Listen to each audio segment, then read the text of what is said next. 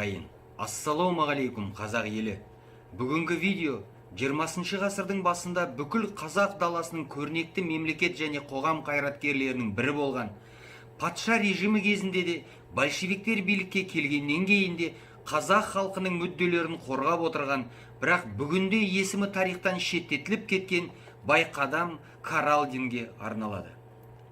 Байқадам Каралдин 1877 жылы 18 желтоқсанда Қостанай облысының қазіргі Амангелді ауданында Қыпшақ руынан шыққан бай қуатты көшпенді отбасында дүниеге келген. Байқадамның әкесі Қаралдының өзі де, оның ағалары да сол кездегі Торғай өңірінде беделді адамдар болған. Қазақ даласындағы билікке белсенді қатысып отырған отбасыдан шықса да, жалпы Байқадам кішкентайынан билікке емес, білімге құштар болып, оның ең үлкен арманы орыс қазақ мектебіне оқуға түсу еді. Байқадамның осы арманының тікелей орындалуына оның нағашысы болған қазақтың көрнекті ағартушысы Ыбырай Алтынсарин өте үлкен ықпал етіп, Байқадамды Торғай орыс қазақ мектебіне оқуға түсіреді. Бірақ Байқадамның білімге деген құштарлығы мұнымен шектелмей, ол сол кездегі беделді қазақстандық оқу орындарының бірі Орынбор Неплюев кадет корпусында оқуды жалғастыруға шешім қабылдап, сүрінбей орналасады. Ресей империясы өзінің мүддесін қорғайтын шенеуніктерді тәрбиелеуге арналған оқу орындарында тәлім алса да, Байқадам Каралдин туған халқынан алшақтаған жоқ. Керісінше, тура осы кезеңде туған елінің жағдайын қалай жақсартуға болатындығы туралы терең ойлана бастайды.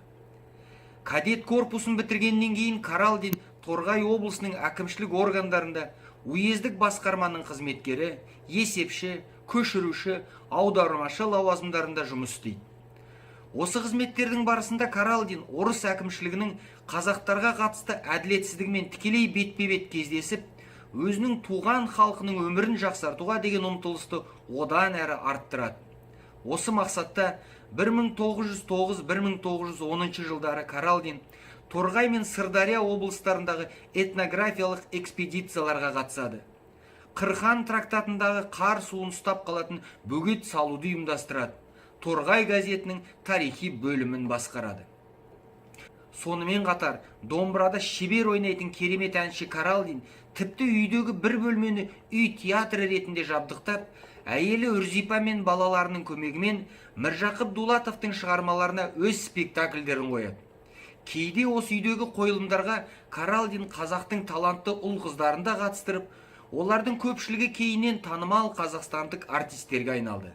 Мәселен, болашақ әйгілі қазақтың актері Серке Қожамқұлов өзінің творчестволық жолын осы Каралдиннің үйіндегі театрдан бастаған.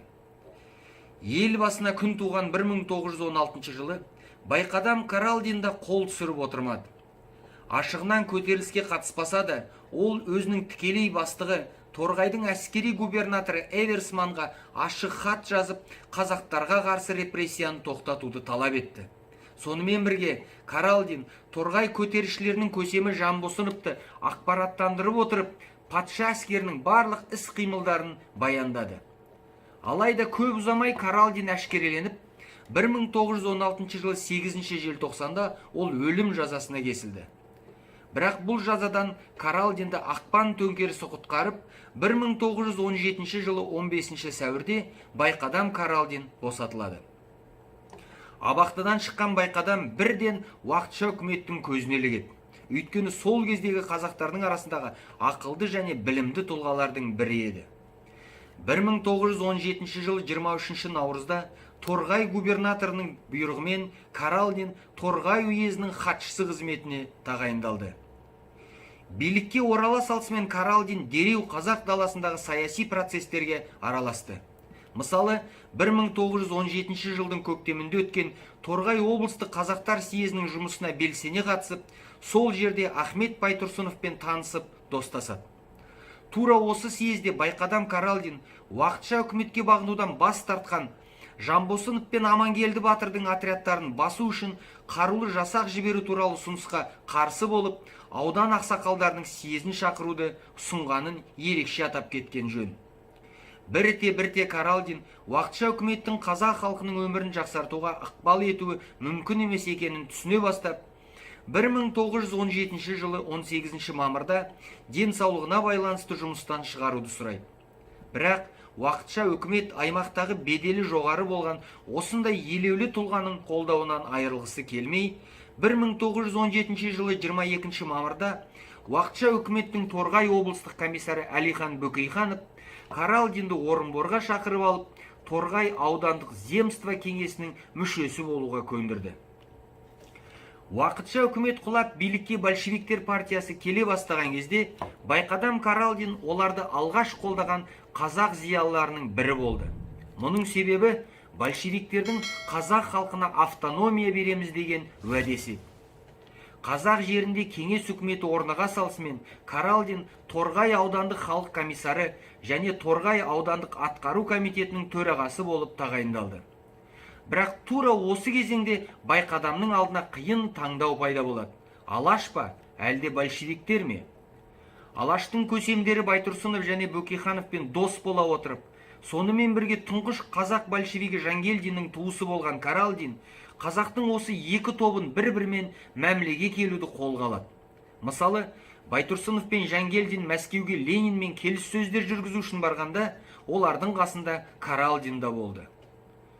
Қазақ халқының арасында орасан зор құрметке ие болған Каралдин кейін 1919 жылы Қырғыз территориясын басқару жөніндегі әскери революциялық комитеттің алғашқы мүшелерінің бірі болып сайланып, тез арада осы ұйым басшыларының біріне айналады.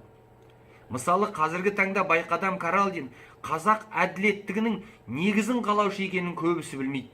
Бірақ бұл шындық. 1919 жылы Каралдин Қазақстандағы әділет басқармасының тұңғыш бастығы болып, халық соттарының құрылуын қадағалап қана қоймай, халық судьяларына нұсқаулықты әзірледі.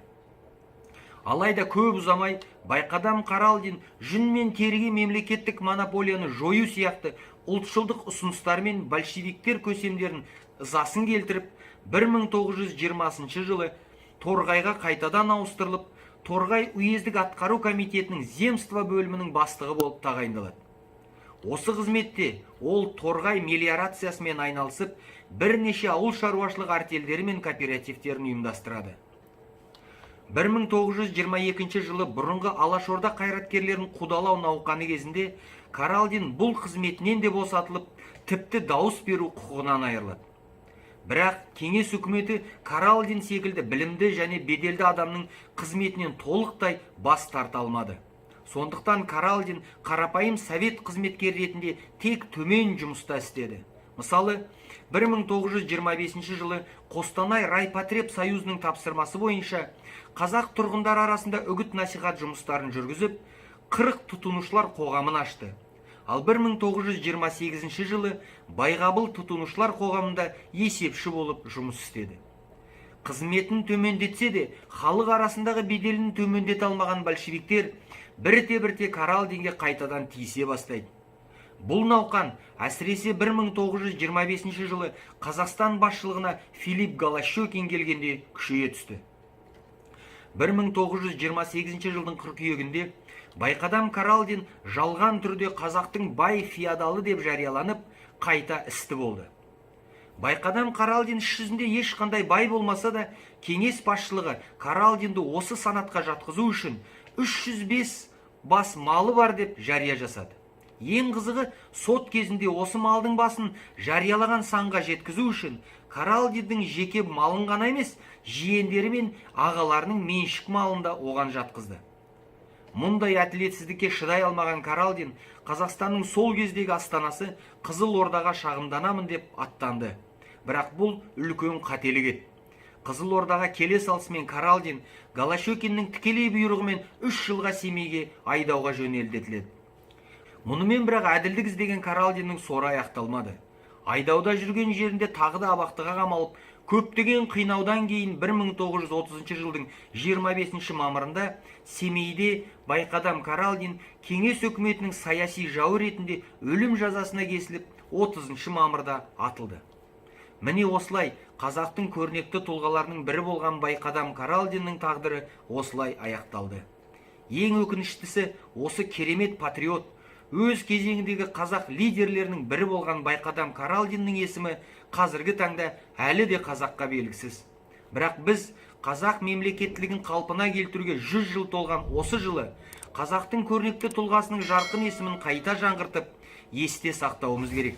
Өйткені қазақтың жас буынын ойдан шығарған кейіпкерлердің көмегімен емес, осы Байқадам Қаралдин секілді шын тарихта болған жарық тұлғаны дәріптеу арқылы патриотизмге тәрбиелеуіміз керек. Байқадам Қаралдин туралы қазақ білу керек. Сондықтан да осы роликті ағайын туыстарыңыздың арасында таратыңыздар. Қаралдиннің есімі қайтадан жаңғырсын.